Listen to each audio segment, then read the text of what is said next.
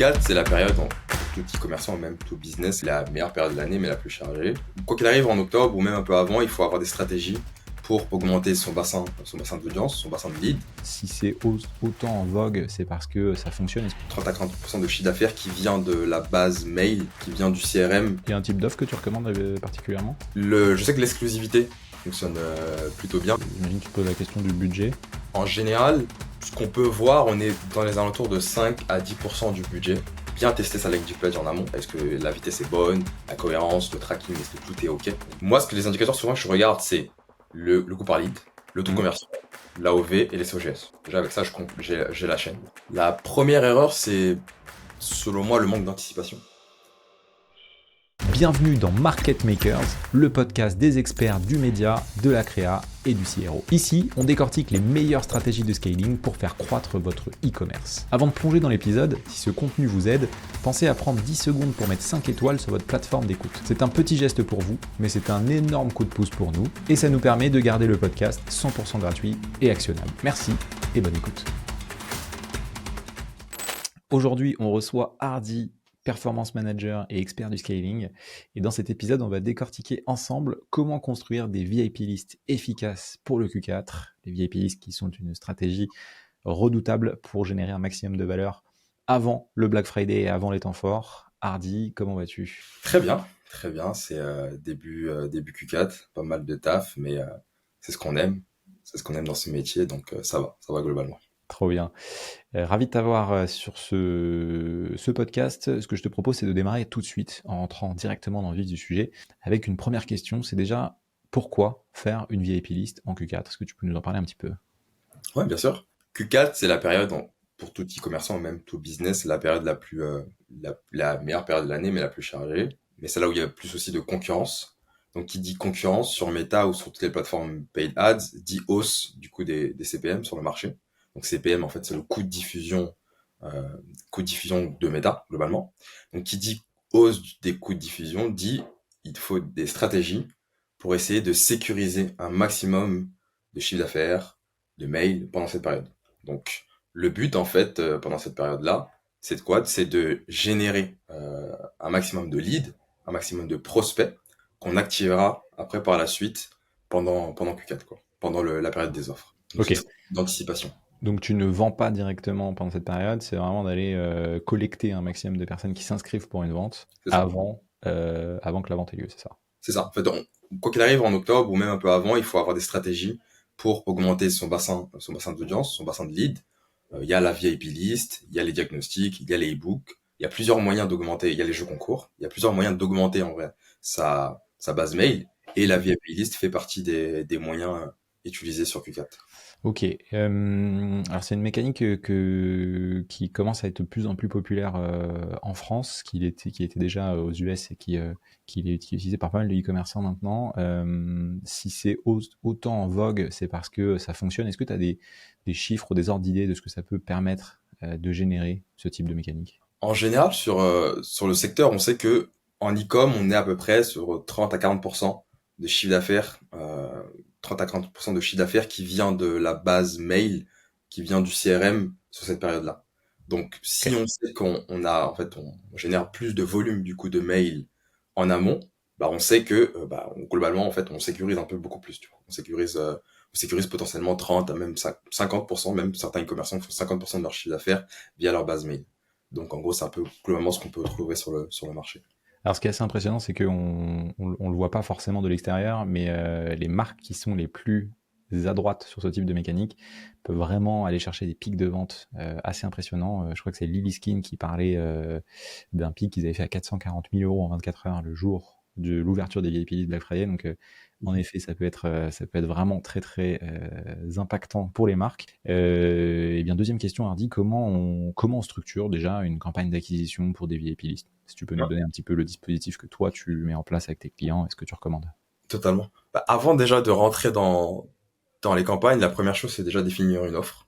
Donc, définir ton offre pendant le Black Friday, avoir une promesse claire, attractive. Et à partir de là, c'est de dire en fait qu'est-ce que auront en fait les VIP listes, qu'est-ce qu'ils auront accès en plus par rapport en fait aux gens qui auront l'offre classique. Donc, est-ce que c'est 24 heures ou 48 heures en amont? Est-ce que c'est des bonus VIP?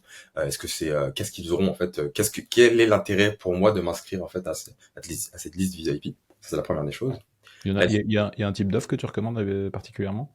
je sais que l'exclusivité fonctionne plutôt bien. Le fait d'avoir les gens aiment avoir un peu d'exclusivité. Donc en fait, le fait de démarrer ou d'avoir l'offre un peu avant tout le monde. Et ils aiment aussi les bonus. Donc ça peut être des cadeaux si les marges le permettent et qu'on a la possibilité d'avoir des cadeaux, des goodies qu'on peut offrir en plus. Ça peut être intéressant. Hmm. Et une autre chose qui va être mis en place avec un client, donc je peux déjà le partager parce que ça va être mis en place là sur le Black Friday, ça peut être un code promo en plus, ça peut être un code promo dégressif. Par exemple, la semaine 1, il y a une offre, et chaque semaine, on descend le code promo, ce qui va jouer encore plus sur la FOMO et l'urgence. Donc, Hmm. on peut jouer sur de l'offre, sur du cadeau, sur de l'exclusivité, sur pas mal de choses. Donc tu recommandes dans tous les cas d'avoir une offre qui est suffisamment impactante pour que les gens aient envie de s'inscrire.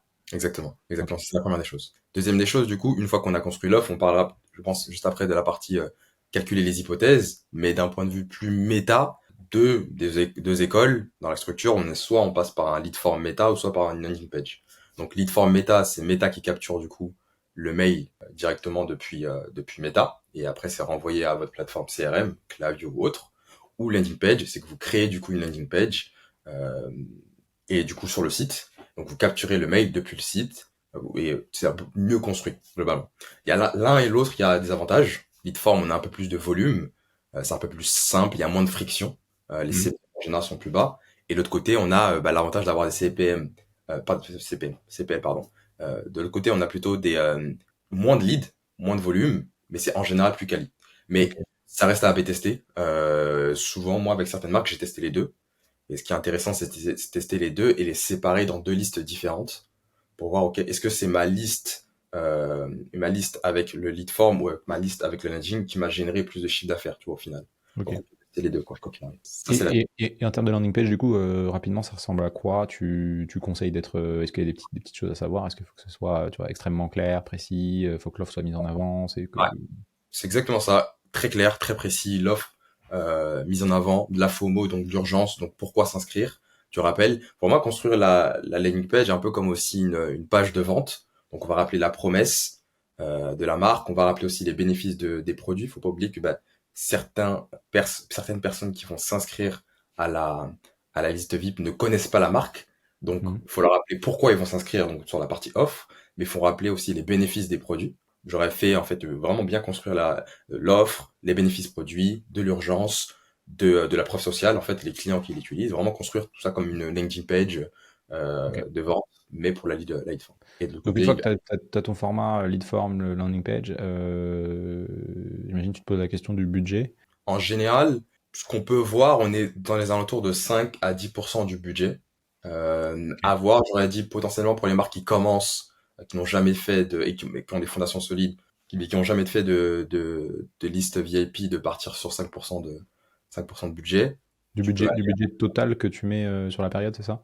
du budget Q4. Donc Ok. 5 ou de budget novembre. À voir en fait comment Hmm. ils découpaient le budget. Avec certaines marques, je prends plutôt 5% du budget de novembre-octobre. Avec d'autres marques, c'est plutôt 5% du budget Q4. Et tu peux Tester. estimer avoir, c'est quoi un peu, c'était un ordre d'idée des coûts par lead pour que tu puisses te dire si par exemple je mets 10 000 euros, combien de leads je peux espérer à peu près?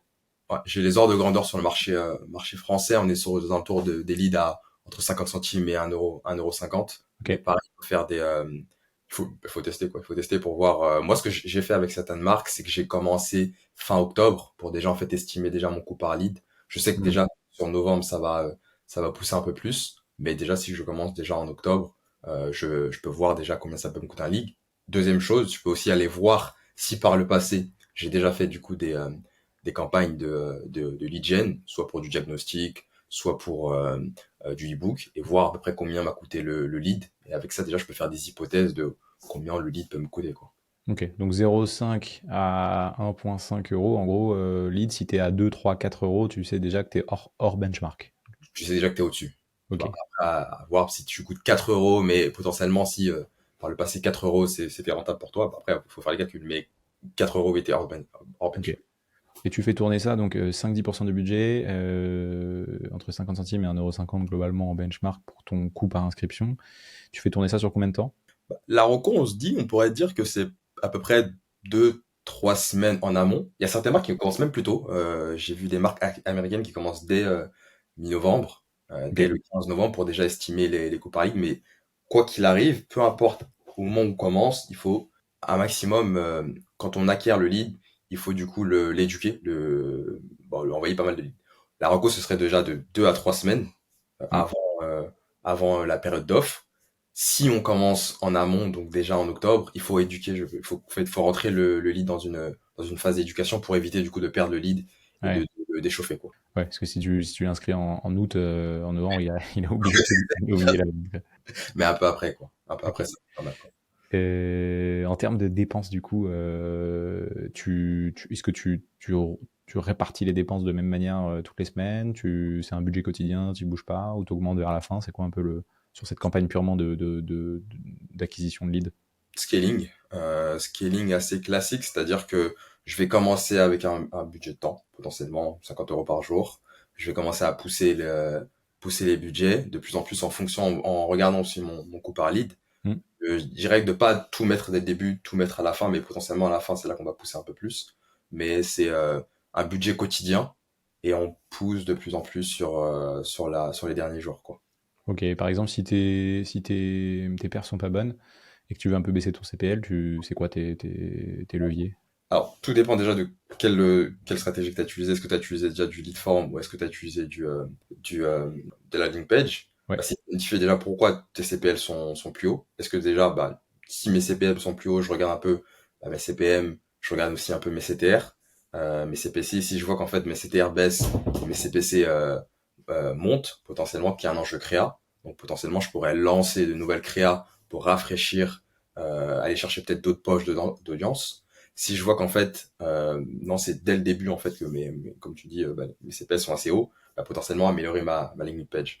Je Hmm. pense souvent ces deux choses-là. C'est soit la partie visite, donc il faut attirer plus de visites, donc c'est plutôt la partie créa, donc améliorer ses créatifs, lancer des nouvelles créatifs, donc pour refresh et faire baisser ses CPL. Soit c'est la partie plutôt conversion.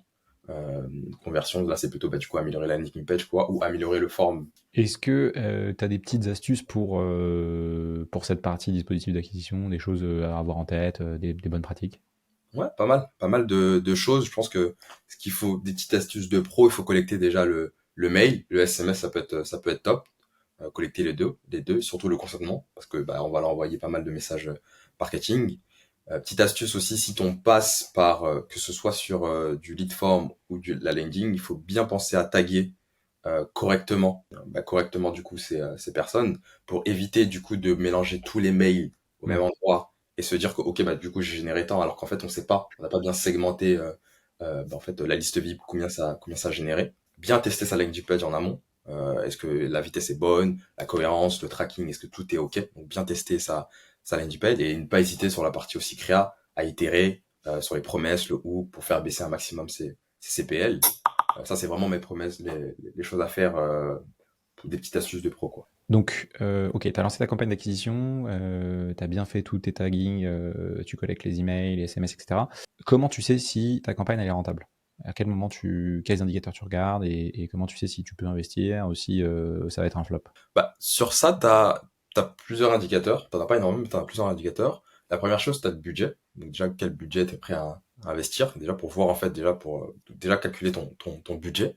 De ça, tu vas voir, en fait, avec ton budget, en calculant, en dividant, tu vas avoir à peu près un coût par lead. Donc, moi, ce que les indicateurs, souvent, que je regarde, c'est le coût par lead, le taux de Hmm. conversion, l'AOV et les COGS. Déjà, avec ça, j'ai la chaîne. Euh, AOV, panier moyen et COGS, donc COGS, Cost of Goods Sold, donc tout est coût variable, c'est ça? Globalement, voilà. Donc déjà avec ça, tu as un profit potentiel Hmm. parce que tu sais combien te coûte ton lead, tu sais combien à peu près ce lead-là va convertir. Donc tu regardes peut-être ton taux de conversion sur une période donnée. J'aurais regardé à deux périodes. J'aurais regardé en fait taux de conversion normal, donc sur l'année, pour avoir en fait une hypothèse assez basse. Et j'aurais regardé aussi son taux de conversion, mon taux de conversion pendant des périodes un peu plus fortes, donc soit l'année dernière pendant mon Black Friday ou soit pendant des périodes d'offres. En Le but, sachant que si pendant ces périodes-là, généralement les taux de conversion peuvent si les opérations sont bien faites, monter à très très haut, hein. On voit, je parle sous ton contrôle, mais ça monte jusqu'à 7, 8, 10, voire 12% pour certaines marques. Donc, Totalement.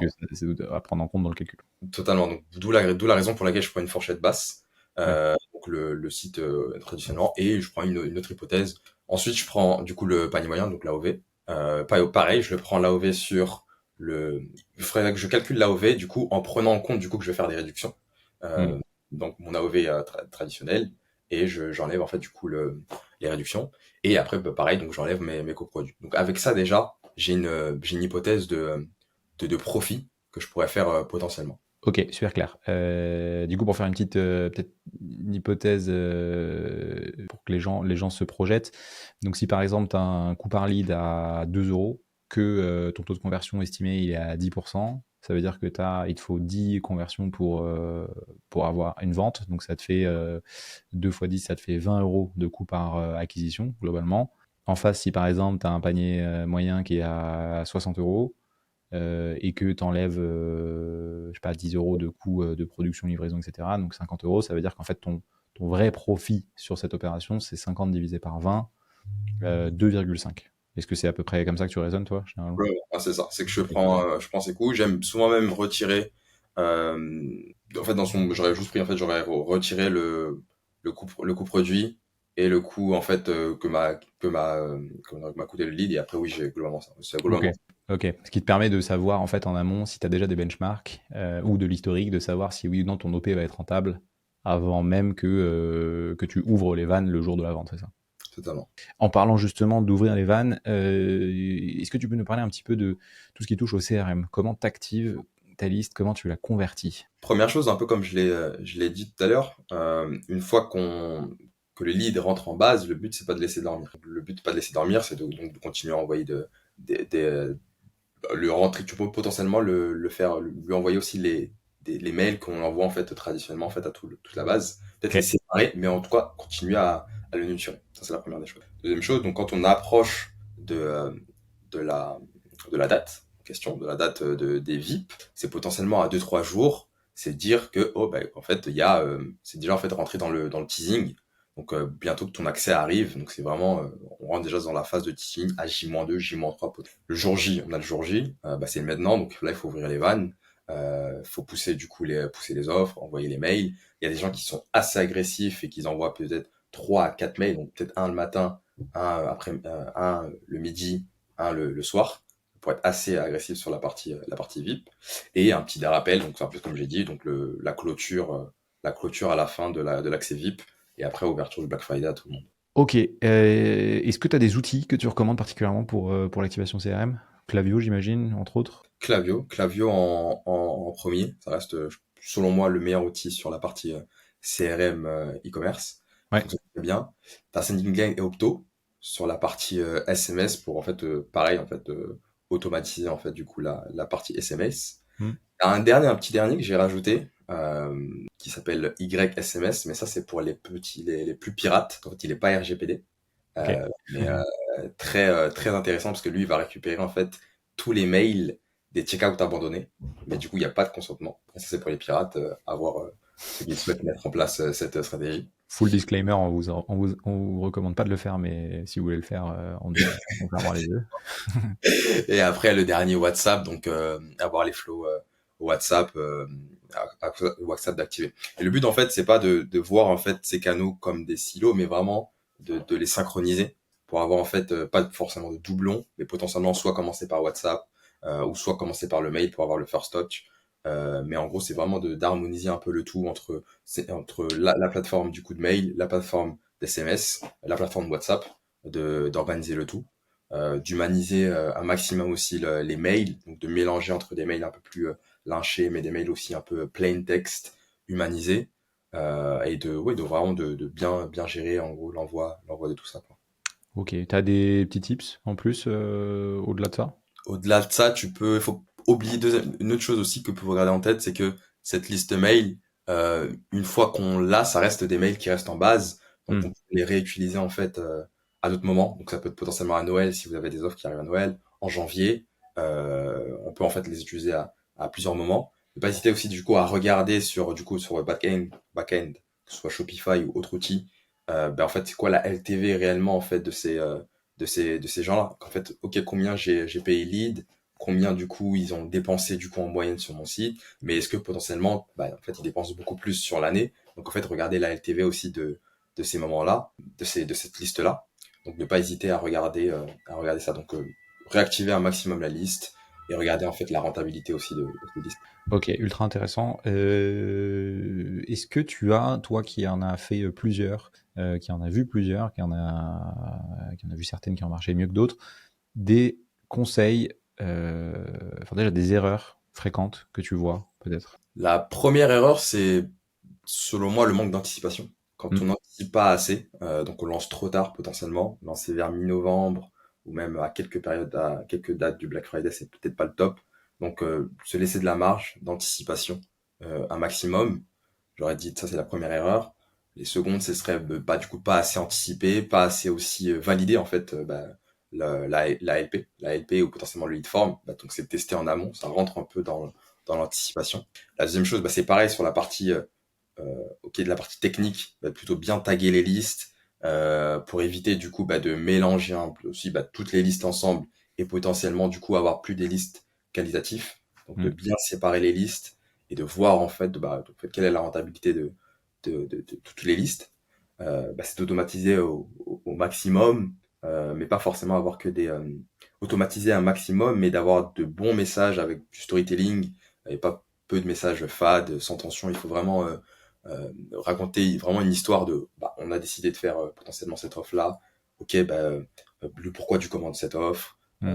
Là, vous allez vivre en fait une histoire, un accompagnement sur le mois, donc vraiment storyteller un maximum. Si vous avez un AOV faible, avoir à réfléchir sur la partie VIP. La partie VIP n'est pas, je ne la recommande pas à toutes les marques. Je la recommande plutôt aux marques qui sont soit plutôt solides d'un point de vue CRM ou qui ont déjà de l'histo, ou soit potentiellement de réfléchir à peut-être au lieu de pousser peut-être que du VIP. Moi, c'est ce que j'ai fait avec certains clients, ce qui est en test, c'est de faire concours plus de liste VIP. Donc Hmm. pour avoir des CPM encore plus bas, pour voir est-ce que ça fonctionne. Donc c'est des choses qui peuvent être choses. Et pas hésiter, pareil, c'est les nerfs de la guerre, mais à tester pas mal de créa, de concepts, de statiques ou de vidéos pour in fine faire baisser les CPL, quoi. Est-ce que tu as d'autres derniers conseils pour les personnes qui nous écoutent? Ah ouais, là je t'en ai encore plus. Toujours, donc ça veut déjà calculer aussi ses points de rentabilité. C'est un peu ce que je disais tout à l'heure. Donc CPL, son volume, son taux de transfo, son AOV, ses COGS. Une fois avec ça, du coup, on peut déjà en fait estimer. Le but, on sera jamais exactement l'exactitude, mais au moins on peut estimer. Euh, Si déjà sur le site, pareil, on a un CVR trop bas, un AOV, parce que j'ai dit on a un CVR trop bas, un AOV trop bas, à voir. Mais par contre, si on a un CVR assez bon, un AOV assez bon, il faut pousser. Faut pousser sans crainte, faut scale. Euh, Tant que les indicateurs sont bons, poussez quoi. Exactement. Donc quand Ok. les indicateurs sont bons, pousser un maximum. Et ce que je pourrais dire, oui, donc d'adapter un peu son copywriting, bénéfices clairs, des visuels, des jolis visuels, de la preuve sociale, de la FOMO. Les gens ne nous connaissent pas forcément, donc il faut adapter. Ouais. Euh, c'est pas une course après c'est pas une course au volume. Sur le fond, c'est vraiment le but, c'est de rendre la chose rentable. Ouais. Donc gardez ça en tête aussi. Si quelqu'un veut se lancer dès cette semaine, alors au moment où on tourne, on est déjà fin octobre. Plan d'action express, ce serait quoi en 3 points? En express en 3 points. Première chose, définir son offre. Donc, définir son offre. Ok, les early access, les cadeaux, qu'est-ce qu'ils auront on définit l'offre. Deuxième chose, moi, j'aurais tendance à dire on part sur du lead form plutôt que de la landing page, parce qu'on n'aura pas le temps, du coup, de construire une landing page. On construit le lead form sur Meta, c'est assez rapide. On le connecte à Klaviyo. Donc, déjà, donc lead form, on connecte à Klaviyo. On produit, du coup, on produit les créas. Quatrième point, du coup, là, il me faut un quatrième point forcément. On commence, du coup, à Mhm. placer en fait les séquences mail et les séquences SMS au moins au minimum pour avoir en fait du coup on a la partie ads, la partie offre, la partie CRM et tout est activé donc Magnifique. Eh bien, je crois qu'on a atteint le bout de l'épisode. Quelques petits rappels que tu as partagés. Donc, tu disais lancer en octobre le plus tôt possible ou début novembre pour ne pas perdre de temps et profiter de la baisse des CPM. Étaler les dépenses sur plusieurs semaines pour lisser les coûts, pour avoir le temps d'optimiser. Faire une activation SMS, email pour avoir de la synergie et différents touchpoints pour sa base. Ne pas utiliser sa base qu'une seule fois, potentiellement la réexploiter pour Noël, janvier, ce qui permet d'augmenter la lifetime value et surtout de rentabiliser l'opération. Et globalement, le mot d'ordre, hein, de ce que tu disais, c'est anticipation. Donc, si les personnes qui nous écoutent sont déjà un petit peu tard dans le process, c'est pas grave, vous serez au moins prévenus pour la prochaine fois. Merci beaucoup Hardy pour cet épisode et je vous dis à très